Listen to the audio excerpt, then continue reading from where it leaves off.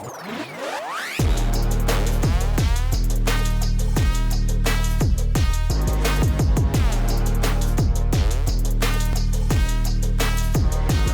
everyone, and welcome back to another episode of The Kevin Moore Show. Now, if you want to stay up to date with all my latest videos, just click that subscribe button below, as it really helps to support the show. If you're new to the show, I interview guests from a spiritual perspective, covering mainstream and alternative subjects and much more. On today's show, I'm about to be joined by my guest, Joanne DiMaggio, whose work is based on the idea that whatever you're suffering from right now, or issues that you're going through, the origin of most issues comes from past lives. Now, Joanne helps people to tap into the conditions and heal them at their core root. Joanne has given talks on the subject of past lives and life between life exploration and soul writings to audiences across the USA. Her work is very much aligned to the sleeping prophet Edgar Cayce, and Joanne has actively been involved with the Edgar Cayce Association for Research and Enlightenment since 1987. Now, she joins me today to discuss her latest book, Edgar and the Unfulfilled Destiny of Thomas Jefferson Reborn. Joanne DiMaggio, welcome to the show. Thank you, Kevin. It's my pleasure to be here today. Well, Joanne, it's great to have you on, and I think for this interview, I really, want to try to test your work and, just dive deep into, how your work helps people to sort of heal, by going to these deeper past lives. And, can we embrace some of that teaching without having to go to a past life as well, and actually do something about, the trajectory of our course of our life right now, which we'll get into in a minute. But just to begin with, right, just tell us very briefly, just how does your work, how do you do the past life readings? What's different about the work that you do? Right. I have several different types of past life regression sessions that I offer, and I also teach soul writing, which is a written form of meditation. So all of that is on the website. People can book right there, and it's connected to my online calendar. Yeah. Several Mhm. different types. So how can there be several different types? Well, I do a traditional past life regression. I do a past life regression with the soul writing attached to it at the end. I do one that's specific for physical karma. So people have chronic conditions can use this to see if that condition originated in a prior life. And then I do one that looks at their pre-life planning session. So we have a regression, and then when they're in the afterlife, how did they plan out to for the life that they have right now? So those are the different types that I do. Okay, let's just go a little bit deeper there. So just to understand what you're saying there, the client is put under hypnosis, Right. and you're adding what to it yourself? When you, Well, we do a past life regression and take them to the life that's most impacting them now. So they can just do that and stop. If they want to go a little deeper, we'll do the past life regression, and then I'll add soul writing. And that often gives them, how are you uh, adding that? How are you adding that? You're doing that, or they're doing that? we're both doing it. So at the end of the session, before I bring them back to full consciousness, I'll ask them, do you want to go a little deeper? Do you want to get more information? And if they say yes, they want to do the soul writing, then I'll instruct them while they're still in that altered state how to do the soul writing. And then we'll both do it. And that tacks on maybe a half hour to their appointment. And then I also do one that's a past life regression, but it's specific to people with chronic conditions. So I did a whole book on that called Karma Can Be a Real Pain, and in which I did research on people with all kinds of chronic conditions, arthritis or joint problems, heart disease, diabetes, all of that, to see if it originated in a prior life. So those are the people who are looking for some sort of a physical healing. There's that session. And then the other one is past life regression, and then I take them into the afterlife. So they go through the death in the past life, go into the afterlife, and see what it's like to be in the afterlife and plan your next life. That's based on my book called I Did It to Myself Again. Just to show people that they're responsible, that they actually design the life that they have now. Because that's the number one question. Why am I here? I don't know what I'm doing here. Well, you planned it this way. Yeah, but where's the free will in that? There's still free will that plays a big part. Matter of fact, in my new book, free will is basically the star of that show. Yes, we're going to You get into that. But right. if we had an elevator pitch, could you do it like that? Like, where is the free will? Because you're saying that, you take someone down and you're going to, they're going to feel and see and know that they chose what they've gone through, good and whatever we want to class as bad or hard or hurtful. Um, Mhm. where's the free will to walk away from any of those choices? Well, you can make a different choice at any given point. This when you plan the life, this was like the optimal life that you were planning. These are the lessons that you wanted to learn. And in order to learn those lessons, you chose these parents. Members of your soul family said they were going to come forward and they were going to come in a certain role and play in your life, whether that's giving you challenges or hardships, or whether that's giving you support and encouragement. And at any given point in time, you can say, heck, I'm not going to do this. I'm going to do something else, and then change your mind. But this is the way it was set up. And if you let it unfold the way it was set up, these are the possibilities that could happen during the course of your lifetime. So, in other words, don't blame your mom and dad for the life that you have now because you chose them to be your mother and father, knowing full well what you were coming into. So when you're choosing someone to hurt you, where's the self responsibility for me, the partner? Then, For either partner, yeah, where's your self responsibility for that, and where's theirs in a sense? So if you're going through a hurtful time, um, and you cannot remember making choices or decisions that were based on this was a good experience to go through, none of that's computing at that point. I can't remember. well, there's a lot of karmic issues going on, karmic relationships. So if your issue is abandonment, and you come into this life saying, I want to experience what it feels like to be abandoned because maybe you abandoned somebody in a prior lifetime, then the people that are going to come in with you say, okay, you want to know what abandonment is like? Fine. At some point, I'm going to be in your life and I'm going to abandon you. And then wait, you will experience that.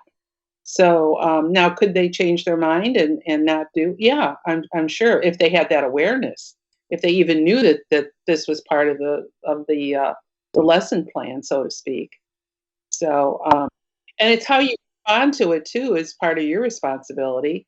Are you going to respond with anger and hatefulness, or are you going to kind of take a step back, take a look at why this happened, and then learn from it and find a way to forgive and then move on? It's very complicated, Kevin. Yes, it is. It is. And unless you're going to get a regression with someone or that sort of work, you're not going to quite know. Unless when we are making choices in life and we're making them not out of the highest, greatest joy of that decision. Do you know what I mean? I'm talking about big decisions like, with big choices, if you know that there's something not quite in alignment with the choice of saying yes, but you've said yes to it anyway, right? There's two things going on there. Firstly, there are no mistakes, just experiences. So you're going to get something out of it anyway, but it might be a bit of a bitch, right? The outcome, right? Um, Also, what you're saying here as well is that actually maybe that feeling of out of alignment but still doing it was because it really was something you were supposed to experience. Yeah. But if you're not going to make that same choice again or the same mistakes again, as doing things more in love of a choice that feels better and more happier, then is that the way you can steer yourself away from these sort of points in life where you are, experiencing something that you either have to or don't have to by coming from a better choice with how does it make you feel? Well, at any given point in time, you can choose differently. Um, so I'm not quite sure how to answer that. No, it's Um, it's a complicated one, isn't it? Because if you're choosing happiness in a decision, because it feels right, was that a life path choice or was it not?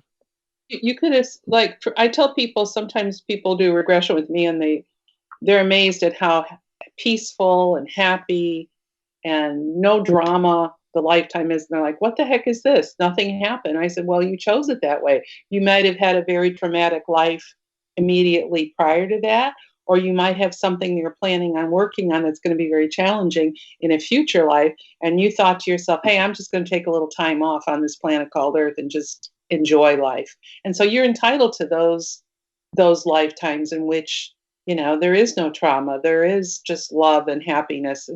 And that's also to show you that that's possible all the time. But we have lessons that we're trying to learn here, and sometimes they're not of the pleasant kind. Yeah, but do you get my point that if you're doing choices that aren't that aren't what you really want to do, and you're just like self-sabotaging yourself, which some of us do, don't we? A lot of us do. We don't always consider how does this make us feel? Is this aligning or not? What is the difference between that choice and a choice of this predestiny that you're talking about? Well, I wouldn't call it predestiny. I'm not sure how to explain it. I mean, I see it as, you look at your previous lifetime, you see the issues that are there that you need to work on, and you work with the council of elders, and you say, okay, I'm going to come into my next life, and I'm going to work on A, B, C, and D, and then your soul family comes in with you and says, okay, I'm going to help you with A, B, C, and D, and this is how I'm going to do it. You don't have a conscious memory of that, though. It's not like you say, oh, I remember I said I was going to do this, but now I changed my mind. I don't want to do it. So we're sort of operating on this, subconscious level with all of these decisions. In the end, it all works out, but not everybody consciously knows why they're doing what they're doing.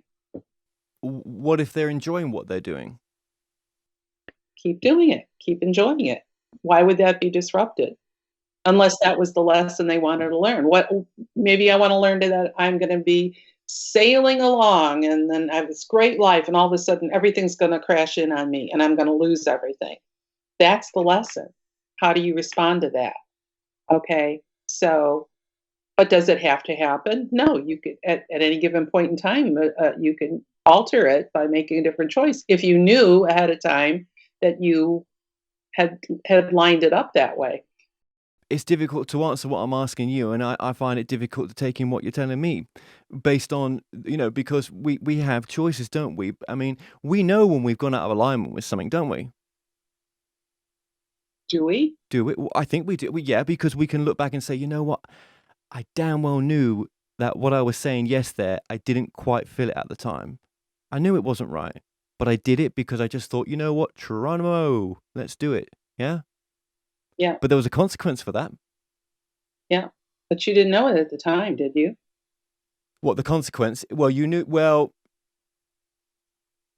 I think any future decision that you do, you'll be like, how is this going to be? Am I actually feeling more in alignment with saying yes to this? Because before, when I knew that I shouldn't have done, it took me on a path.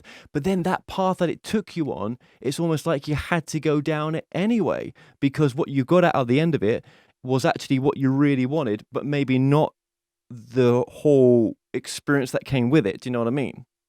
Exactly. I know exactly what you mean. Yeah. Yeah. I mean, I have had relationships with people that there were all kinds of red flags that were telling me, don't do this, don't befriend her, don't get involved with her or him or whatever. And I did it anyway because some feeling was compelling me to do it. So did I regret it later on? Well, the outcome was something I needed to learn. And I did learn it, and I was grateful for that. But was I happy about it? No. Would I changed it? I don't know. It's exactly right. It's such a weird one, isn't it? When you look back at these things and you're like, that needed to happen, but I knew it wasn't right. But why did I say yes anyway? And I'm grateful I did say yes. I don't think I would have said no, but I now know that I wouldn't say yes to something like that again. Is that, yeah. Yeah, yeah. You get where I'm coming from, don't you? I mean, it's I mean, if we're saying there's definitive road marks in our life, well, and then we say we can avoid them, how? And what is it when one of those road marks comes up? Is a warning that this is a road mark or this is a big choice here? and how do we come up with a better choice without having to make the hardest one or learn what we've put in front of ourselves? Yeah, well, that's the whole trajectory of T.J. Davis, who is the subject of my new book. Um, and you can see at any given point in time, where he made or his parents made decisions, and then his life went in a whole different trajectory. Yes. Okay. But still, and we're going to get into that. I know I don't want to argue about this to myself for the next 17 minutes, but it's still like, okay, but yeah, but yeah, but no, but yeah, but how do we teach people? How do we show people like, okay, so we're going to explain this story, but where is it for other people? How can they practically employ that into their own lives? And I'm saying maybe the practical application with it, without being regress, because we can't all get regress, is that decision you're making in true alignment? Or is this all really conversation all about, you know what, no matter what shit you go through, there are no mistakes, just experiences? Oh, I don't believe there are mistakes. Yeah, I agree with you there 100%. It's just an experience. It's how you respond to it that matters. So maybe what we're saying is you got no choice, enjoy the ride, and really you're not in charge. I don't know if I believe that or not. I think you are in charge. But how do you employ that to sort of navigate it? Or are we saying that some things are so destined you're not in charge? I will only say to you what I was told many years ago. If something's meant to be, there's nothing I can do to stop it. If something is not meant to be, there's nothing I can do to make it happen. So that's sort of the way I look at life. But then we truck around all this crap about, law of attraction, manifestation. We can make it happen. Come on, get on the train. Woohoo! You know, well, where does that come in? Because I think we can attract things in our life, and it ain't on our life plan, but we're doing it anyway. Yeah, yeah. Well, they say do what you love, the money will follow. I've been doing what I love for years. The money hasn't followed, so I don't know what that's all about. So a lot of these theories that are out there, I have taken so many prosperity classes you wouldn't believe, and none of them have worked for me. But they work for other people, so that begs the question: why doesn't it work for me? So I think a lot of this is metaphysical mumbo jumbo. To be honest with you, and maybe people think that of me listening to me here on this show, but I can only say to you or share with you what I have discovered from research projects that I've done with people, and that have explained to me what they have gone through, what they have seen and experienced. So it makes sense at the moment that we're going through it, but to try to articulate it is really difficult to do. Yeah, but okay. I mean, let's get to the Edgar Cayce story. Now you've got a sort of a connection with the Cayce lineage. Let's just say that. Do you feel that you were part of his team back in the 20s, 10s, or 30s? No, when did Cayce die again? When did he pass away? He died before I was born. Yeah. Yeah. But you believe that you were part of that lineage before you were in this life. You were with him. The Cayce Soul Group, you mean? Yeah. Like part of the soul? Yeah, I believe so. I believe so. Yeah. Do you think you were part of his team back in the day, or do you think you're part of his soul team, but you weren't actually incarnated back with him back in the day? When he was Cayce? Mm. I wasn't incarnated then, no. No, you wasn't. Okay, right, okay.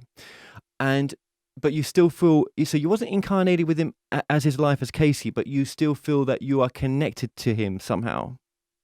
Yeah, well, I'm connected to T.J. Davis, who's connected to Cayce, and so we don't all come in at the same time, in a soul family.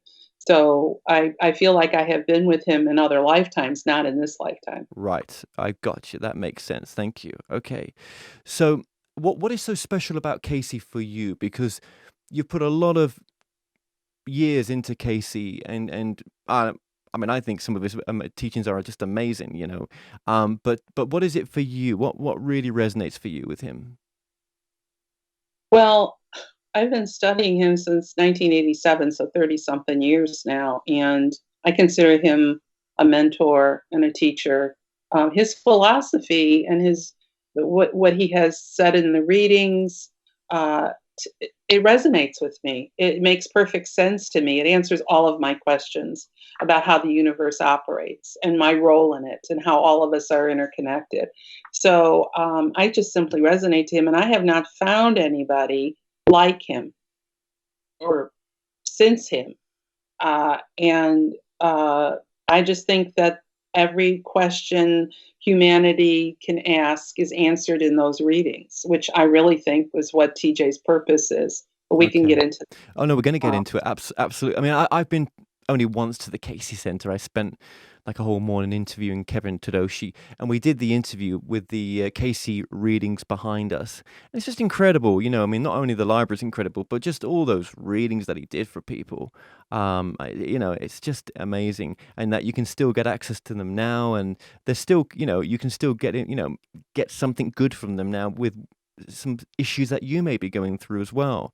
And it's all available online as well. We'll link the Casey Foundation, which is based in Virginia, in the description below. So, very quickly then, if you were to sum up what this new book is about, this new book called Edgar Casey and the Unfulfilled Destiny of Thomas Jefferson Reborn. mhm. um, a little boy was born in 1936. He wanted to be a part of the Casey family. Couldn't get in that way, so he came in another way and ended up in the Casey household. Lived with Casey on and off for the first 8.5 years of his life. Casey was genuinely fond of this boy, loved him, mentored him, taught him many, many things from the time he was 2 years old until Casey died when TJ was 8.5. One of the things that Casey said about TJ when he was 2 days old, when he did his first and only life reading, was that his soul could do for the world what Jefferson's soul did for this country. So that was what was weighing so heavy on this little boy from 2 days of age. Uh, the book is about why that never happened, why he didn't fulfill that destiny, which is where we talked earlier about the role of uh, you know, making different choices, free will. Right. Okay. So, what? How old was the boy when Casey passed away? Then.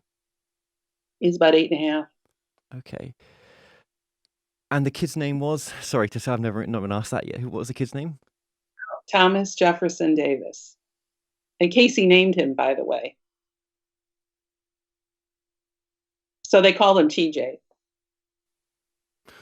Right. Okay. So Casey, if I've got this right, so Casey named the boy or the baby Thomas Jefferson. Why did Casey name him Thomas Jefferson then?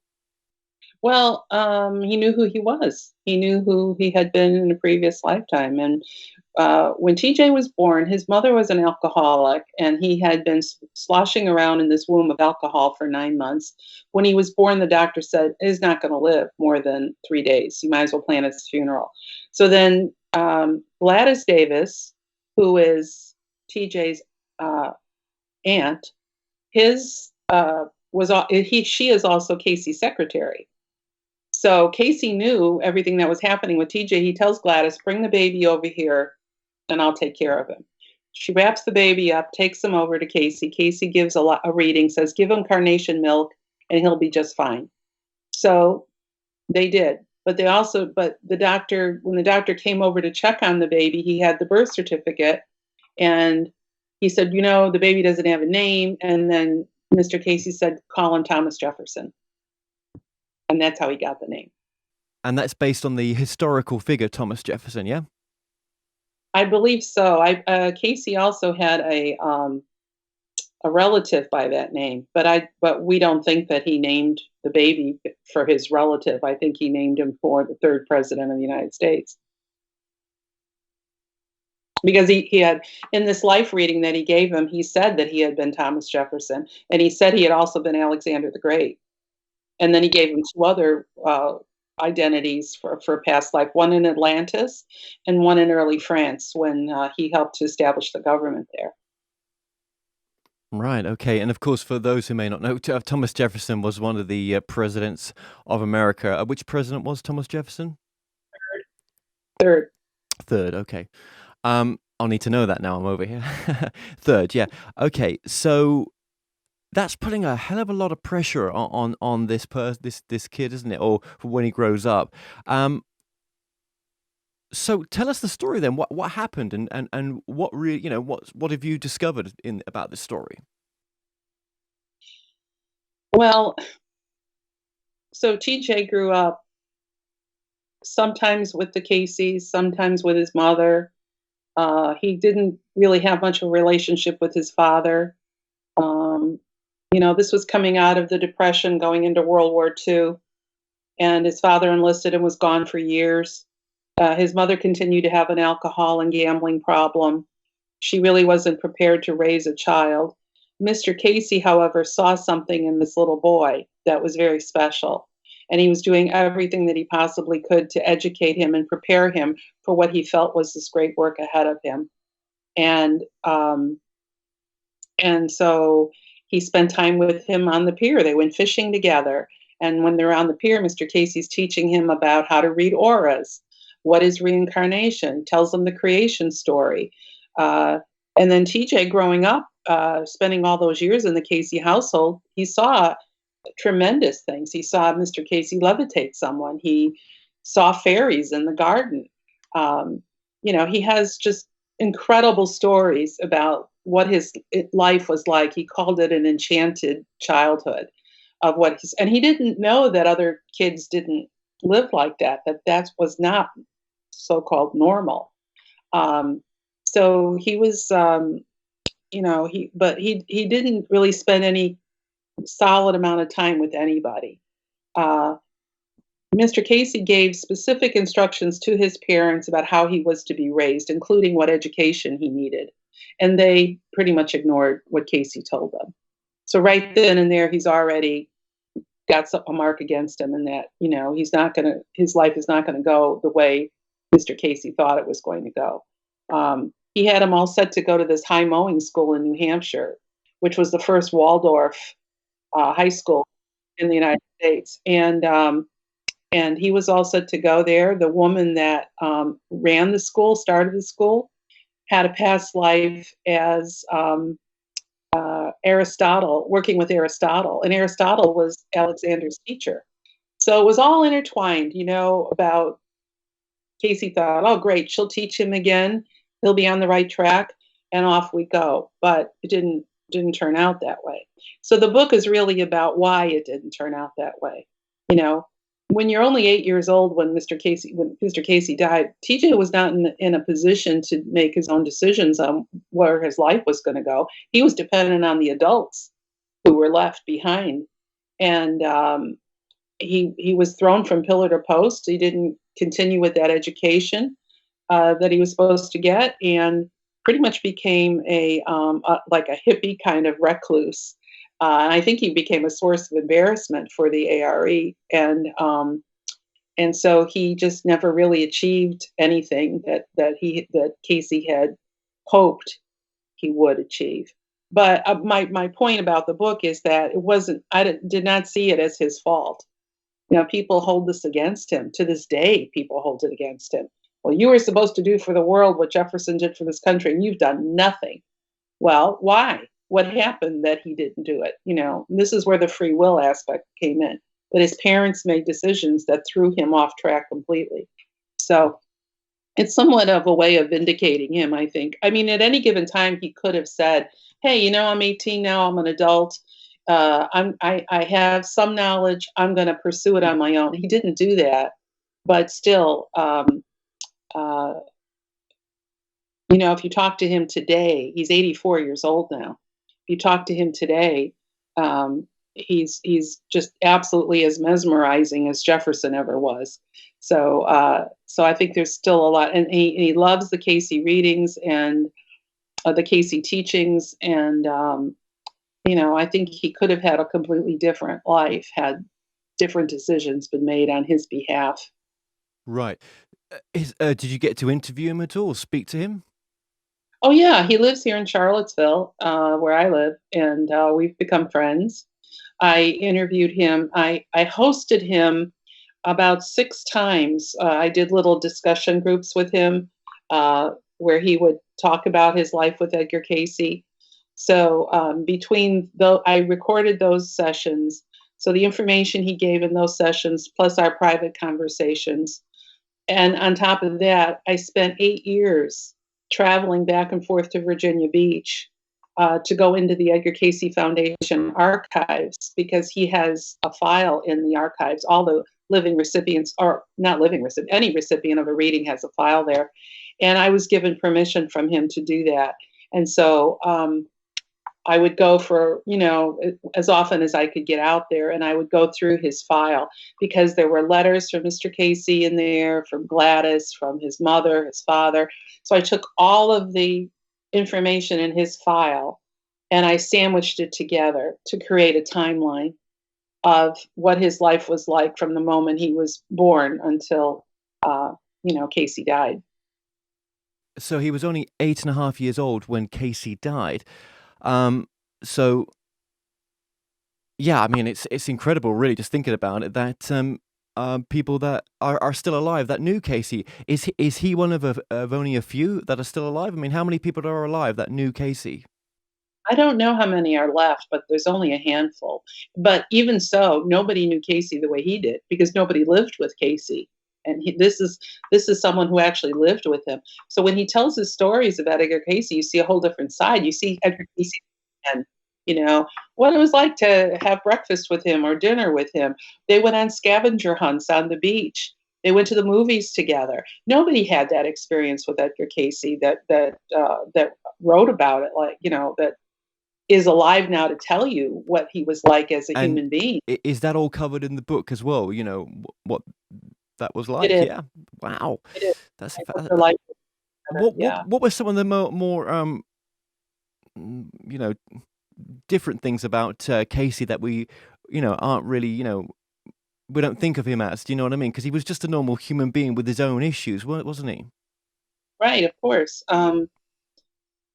The you know the way TJ talks about him is like he said, it's not like he lived an ordinary life where he worked at IBM and he would have this 9 to 5 job and then come home and then have dinner and just sit around and watch television. He was almost like on call all the time. He was sometimes dealing with leaders in the world, doing the world affairs readings. People were sick and they turned to him, asking for readings, and he would just do reading after reading after reading for people to help them out. And so, you know, but he had this fun side too. He played cards with TJ. They'd sit there. One time, TJ complained to him and said, he didn't have a playmate his age because everybody was so much older. And he said then he went out on the pier and he heard a violin playing, and he turned around and here's this little girl playing the violin. And Casey said, "Okay, play with her for a while." And TJ said that she was almost. He said there were times when she was playing the music and I could put my hand through her. So it's like those extraordinary stories that are sort of couched in everyday, we're sitting here on the pier and we're fishing, and yet here's these incredible things that are going on around us. Wow, yeah, absolutely. And does he remember Casey going into that sort of trance state? I think he was present at some readings, but certainly not very often. Casey had somebody watching him while he was doing the readings. So, Uh, so this was almost like an adopted son for him. I I think he looked upon him that way. I know TJ looked upon him as a father. He had no male role models in his life because his father was gone. And so, they just spent a lot of time together, a lot of very quality time together. And there was a lot of love. If you even look at the pictures of the two of them, you can see how much love there is And there. Casey lived just not very far from the actual ARE itself, or Well, back then, the ARE was his home. He was on a he's not on the property where ARE is today. He had a home on, a little bit further up, and that's where, he lived and TJ lived. And now you talk about he witnessed Edgar Casey levitating. What happened there? They had some visitors came from India, and TJ TJ told, after dinner, come downstairs or watch at the top of the stairs because something interesting is going to happen. And he just said that there was a group of them gathered around this young man who was lying down, and they just started chanting. And he said the next thing you know, this young man was coming off the ground. So he was sort of watching that from the top of the stairs. So he has a lot of stories like that. Yeah. Wow. Okay. And has Casey ever come to see him in his dreams or Yeah, he did. As a matter of fact, when he and I met, we met in 1996 in this life. And we both were living in Charlottesville, unbeknown to the other. And he called me before, and he said that he had a dream that Mr. Casey came to him, and his Aunt Gladys came to him and said that he still had this work to do and to get in touch with me. And so that's one of the ways that we decided to write, that he gave me the permission to write this book. Because I told him, I said, I really feel like people have misunderstood you and misunderstood that reading. Because I don't think it had anything to do with a global initiative or Thomas Jefferson saving the world again. I think it had to do with the fact that TJ knew so much about the Casey readings that that if he shared that knowledge, if he shared the Casey teachings and what was in the readings to people, then maybe because if they thought he had been Thomas Jefferson, they would have really paid closer attention to him, But that's what would have saved the world. Because he used to tell me that all the time. He said, every question that we can ask, all the answers are in those readings if people would just take the time to look for them and to read them. It would be a whole different world. So I think that because Casey was teaching TJ out on the pier, pouring all that wisdom into the vessel of this little boy, I think that's what he had in mind. I think he had in mind that he was going to share the teachings from the Casey readings to the world. I don't think it had anything to do with being a politician or anything like that. So I think that's the real meaning behind that reading. But TJ did not go and do that, did he? No, No, he didn't. No.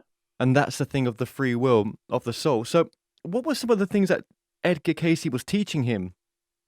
When they did get a chance to spend time together. I mean, was there anything that stands out to you? Well, he just told me that he said he taught him everything like a story that you would tell a little child. He said, like, for instance, he'd show him a dandelion, and then he would blow on it, and then all the pieces would fly up. And he said, this is what we're like as souls. We're all one, but then we're separate. He taught him, like I said, he taught him all about reincarnation. He taught him how to read auras. He taught him about the creation story, how we all came to be, about karma, about the law of grace. I mean, you name it. It was like a classroom out on the fishing pier. So, so he didn't spend any time talking to him about Thomas Jefferson. Although everybody around him at the beach who knew of his reading looked for signs in him of having been Jefferson. So, okay, what I think the most important thing we're discussing here right now is the idea, like you say, that we've got the free will. Do you think TJ was aware that there was different choices that he could have made? Yeah, see, Edgar Casey had promised him a second life reading when he turned 13. he was kind of holding his breath for that reading because he felt that that was the one that was going to give him the plan, so he would know what to do. And Casey died before TJ reached the age of 13, so he never got that second reading.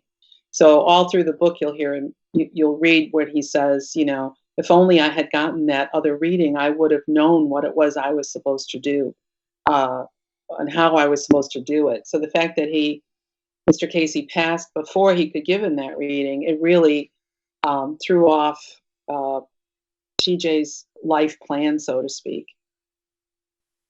Or did it? Because having that kind of information, I mean, if you're going to live and die by someone else's truth, where's your truth in any of that?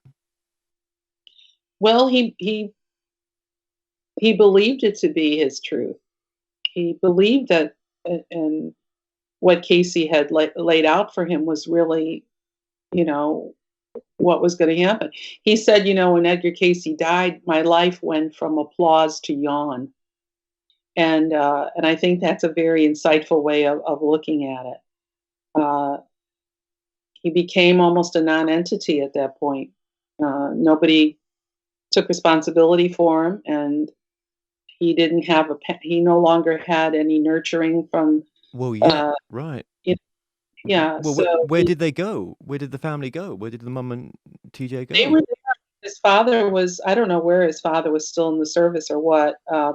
His mother still couldn't handle being a mother, so she had him for very short periods of time. Gladys was working so hard to keep the readings together, to keep the ARE together, because the way TJ tells it, Edgar Casey was the core of the ARE, and everything circled around him. When he was gone, everybody was like, what are we about, running around not knowing quite what to do. It was very chaotic, he said.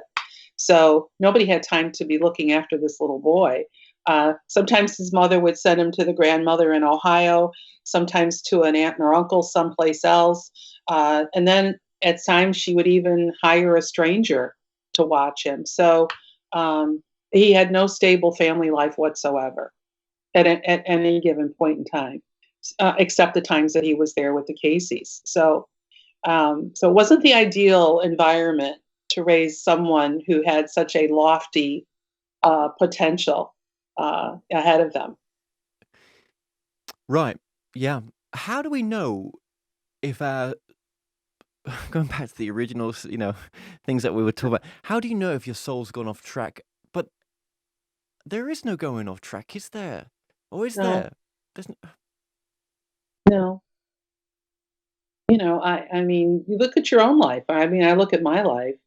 I was just telling somebody the other day, I said, I really wanted to be a history professor when I was in college, but it was during the Vietnam War, and we were told, if you're thinking of becoming a teacher, don't do it, because the boys are getting out of the draft by becoming teachers, and so the market is glutted. You'll never find a job. And so my life at that point went off track to what I had wanted it to be. Could I have, after the war, when all the boys quit being teachers, could I have then gone back and become a teacher? Yes, but by then I was on a whole different path, and it no longer seemed to matter to me. So I just think that's the way life is. It's a series of choices that we make, and here's your roadmap, but here's all these little detours that you can take. In the end, you end up in the same place. I think that TJ's 84, and I'm very glad that this book came out while he was still with us on the earth. So to me, he still has time. He still has time to get out there and tell people about Edgar Casey and about his experiences and how the Casey readings can change their life. Whether he does that or not, I couldn't tell you. But if he did do it, he may very well fulfill Casey's prophecy. Because already with the book, he's got a big interest in Japan. And I said to him the other day, I said, see, you are global. You can be global through this book by sharing your life story with people all over the world. Yeah, I think, yeah, not many channelers even now. I mean, I've interviewed 80 something in person and channeling at the same time, right? they just can't. I've not met many, or maybe any, that can do that particular thing that he did with the health readings. Mhm. Yeah, he was way ahead of his time, which is why he's considered the father of holistic medicine. Um, yeah, and I mean, I think that we're just catching up to him now with the remedies, which are still available to people. So the health readings are very. I mean, there's many, many, many books written about the health readings. The different type of chronic illnesses that you have and how Casey said to treat them.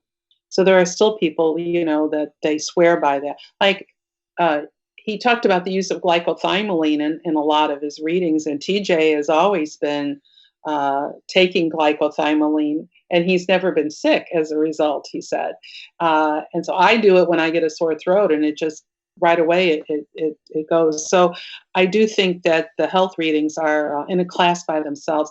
So only 2,000 of those 14,000 were life readings, and those life readings are where he told people about their past lives, and about what they were basically what they were working on now. So we have to keep that in mind as well. Well, yeah, let's just pause it there a second with that. So let's just remind ourselves because you've done a lot of work on this, right? And we're just skimming the surface of your work here, literally skimming it, right? And you could do podcast after podcast after podcast with the books that you've done, right? So most important thing that Casey teaches us why we come here. Let's just look at that quickly. We're here to become companions of the Creator. So we come to the earth to experience all the things that you can only experience in a human body. So we are spiritual beings inhabiting a human body and having a human experience. So there are things here that we're learning that we can't learn in spirit. We've all were created at the same time. There is no such thing as an old soul, because we were all came at once. The difference between us, I think, is the number of times we've incarnated.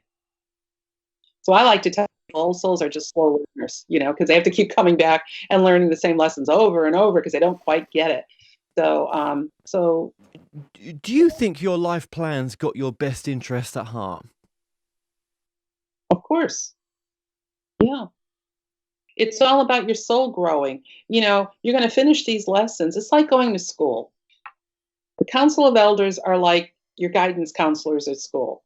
So when you meet with them when you're in your between life state, they're looking like report cards, right? They have it all out in front of them about all the lifetimes that you've had, the classes that you've passed, the ones that you haven't passed, and then you come up with a curriculum so that when you come to Earth, you've got a curriculum of what you're going to be working on in this lifetime.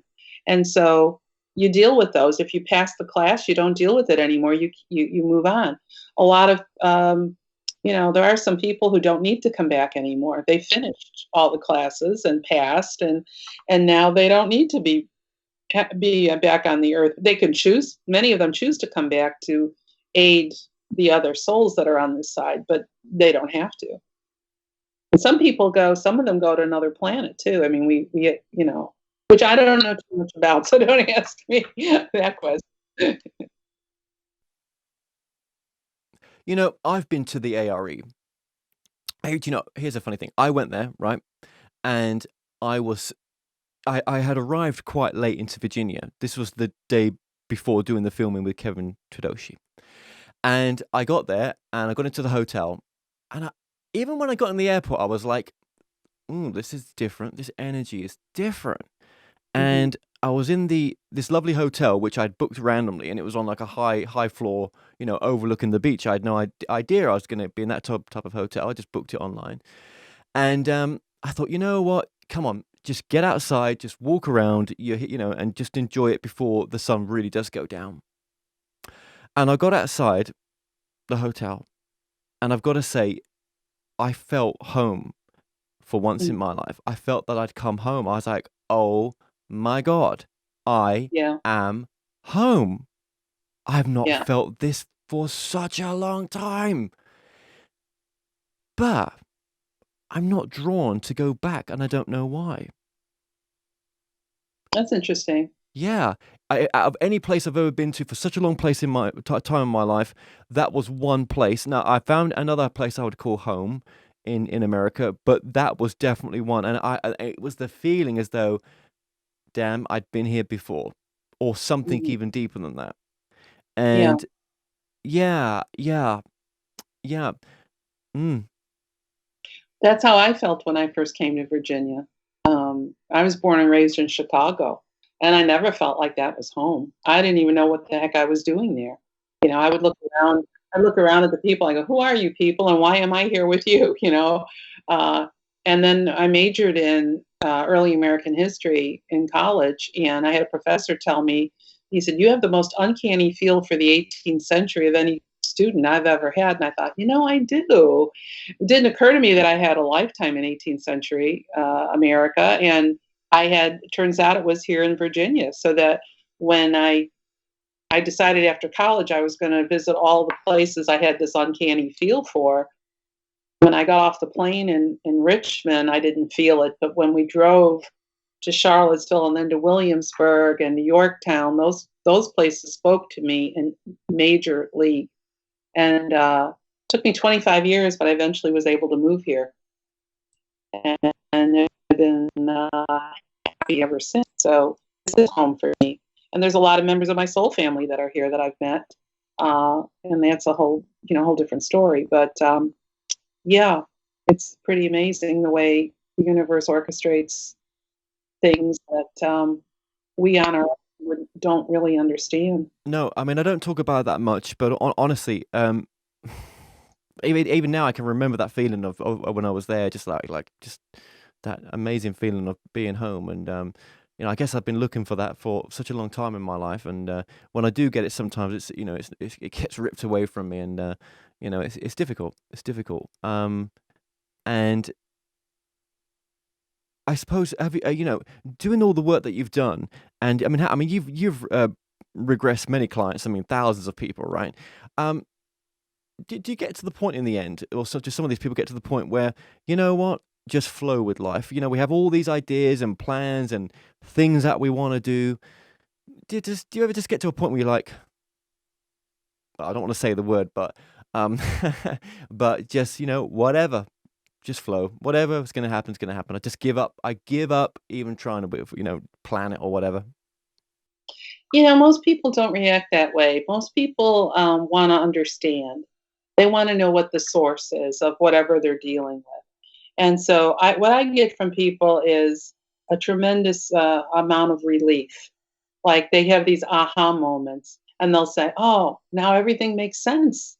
It didn't make sense before, but now it makes perfect sense. Now I know what to do with this feeling or information or whatever I'm dealing with." Yeah, but when you've got to go through some hard things sometimes, it doesn't take the pain away. We can do. I mean, I've been at that point of like, oh my god, it all makes sense now. This is what, and then life creeps in, and then it's like, hmm, no, I've still got to deal with that pain of whatever I'm going through, and nothing, even knowing that there's more than this, is really going to take that away. And sometimes when you've gone through that process and happier times are with you, I'm sure there's happiness even in the most dreadful times, right? But when you, I don't know, I don't know. I mean, yes, helps make sense of everything, right? But it doesn't. It doesn't take you. It doesn't. You've got to still go through the mill. Yeah, but I think your perspective changes on it because if you understand why, you understand what the source of it is.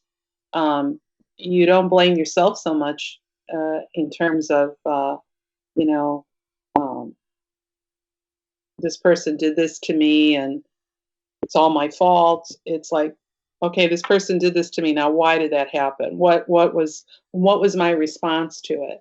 And you know, I guess though, yeah, but you've got to have a real underlying faith that that is, I chose that. I chose it, I created it, and I accept that. But if you don't have that underlying faith that where you're like, did I? Is that true or not? Mm, don't it you know. know it's hard no matter what way you look at it. I mean, if you believe that this person came into your life with a specific goal of helping you on your soul's journey, and in order to help you on your soul's journey, they created a scenario which was very painful for you, okay? can you step back and see it as they did this out of love for me so that my soul could learn something? Or do you look at it as, what a jerk, Well, I think to get to that point that you're describing, sometimes we've got to be at the other end of all the crap. And then when you get there, you can look back and say, now it makes sense. I just couldn't see the end of the tunnel to begin with. Now everything is making sense because I've got that. Okay. It helps you to forgive them as well when you see them from that point of view. Yeah. Well, what I was on about a minute ago, where I said, that you just go with it, don't even just whatever, just flow, whatever's going to be, don't plan it anymore. I've only got to that point where I'm doing that. Well, maybe I'm doing that because I think sometimes when man plans, God laughs. Right? Yeah, I agree. Yeah. And I think what we think it's all about, even the understanding of the chat that we're having right now, which other people are watching, of what even, we're trying to comprehend of what this is about.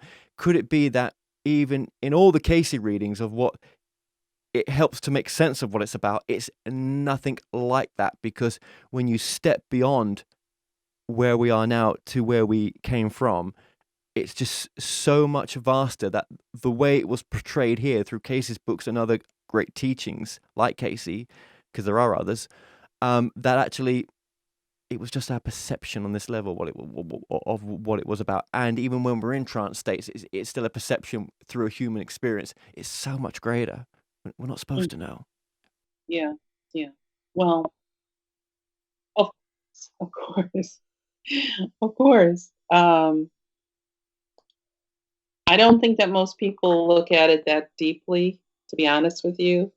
I think that they're just needing to get through whatever they're getting through without analyzing it to analysis paralysis type of situation. Yeah, but then when do we ever break out of old thinking if it's always going to be the same? They're looking for a way to get answers that they can incorporate and that they could apply to their lives. Okay, here's an example. Since my book has come out, I have had several people approach me who've said that they're Thomas Jefferson, not TJ. And they have claimed that I have done this disservice to humanity by saying that TJ was Thomas Jefferson. I never said that TJ was Thomas Jefferson. Edgar Casey said it. Okay. Even TJ didn't say it. So why, then they come up with these theories about a soul can divide into multiple strands and then it could go into multiple bodies. So this one has this aspect of Jefferson. This one has this aspect of Jefferson, but they're still both Jefferson. All right. Well, first of all, I personally don't believe that. I believe one soul to one body. But these people who want to believe that they're Thomas Jefferson, or I even had a woman who's channeling. She claims she's channeling Jefferson, who's supposedly on the other side, and she's channeling him and writing a book about it. My point is, how can you channel him from the other side if his soul is in a living body here on the earth?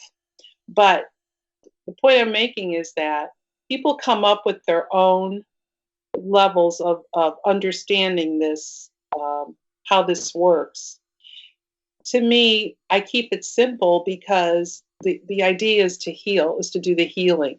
If you start to get into, if I tell my clients, well, your soul has multiple strands and there's another one of you somewhere else, they're going to go running for the door.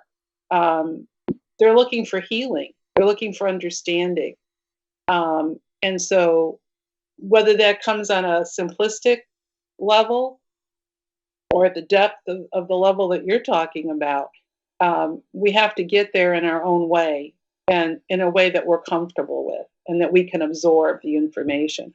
So I don't get into things like parallel lives or quantum physics or theories that are out there, because the people that I'm working with, there's so many people who don't even believe in reincarnation, let alone if you start throwing all this other stuff at them. So I just think we're all processing it the best way that we can in a way that's comfortable for us and in a way that we can absorb it and understand. So, yeah, you and I could look at it from that depth, but I don't think everybody else does. I could be wrong, you know.